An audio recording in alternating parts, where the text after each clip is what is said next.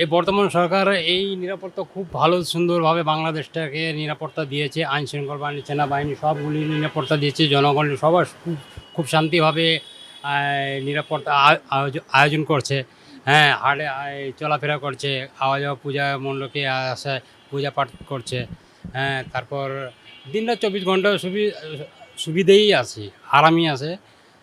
সব নিরাপত্তা সরকার দিয়েছে, আমরা খুব খুশি। হ্যাঁ, এবারে ভালো হবে, আগামীতেও ভালো হবে আমরা এটা মনে করি। না, সবাই থেকে আমরা সহযোগিতা পেয়েছি, এটা আমাদের কোনো আপত্তি নাই। আমরা সবাই মিলেজুলে সবাই একলগে আমরা চলাফেরা করছি। না, আরও বড় আছে এখানে মিরপুরেতে। হ্যাঁ, মিরপুরে এটা বড়, আরও আছে। হ্যাঁ, কিন্তু সব জায়গায় নিরাপত্তা খুব সুবিধা, খুব আরামদায়ক। আমি করতাম ঢাকাতে। হ্যাঁ, তারপর আমরা এখান থেকে পূজা মণ্ডপে আমরা আমন্ত্রিত আসন করি। হ্যাঁ, কিন্তু এই গুজব কথা কান দেওয়া কিন্তু ঠিক না। আমরা বলি এই গুজবকারীদের কথা কানে দেওয়াটা ভুল।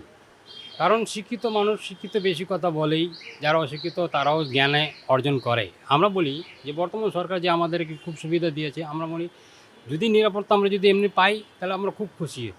আর গুজবে কান দেওয়া হবে আমাদের ঠিক হবে না। কারণ এক কানে শুনলে এক কানে আমাদের না দেওয়াই ভালো। আমাদের ধর্ম, আমাদের উৎসব, এটাই আমরা মনে করি। আমি বলি যে বাংলাদেশের সুবিধা অনেক, এই হিন্দু ধর্ম একটু কম বেশি হলেও তবুও আহ, তারা ধর্ম পালন করে। আর বলি এই যে ধর্ম পালন যে করা যায়, কিছু দুর্ঘটনা হয়ে যায়।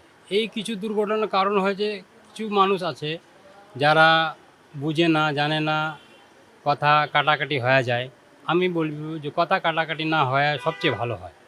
কথা বড় না করে কথা ছোট হলেও খুব ভালো হয়, তাহলে আরও আমরা সুবিধা পাবো।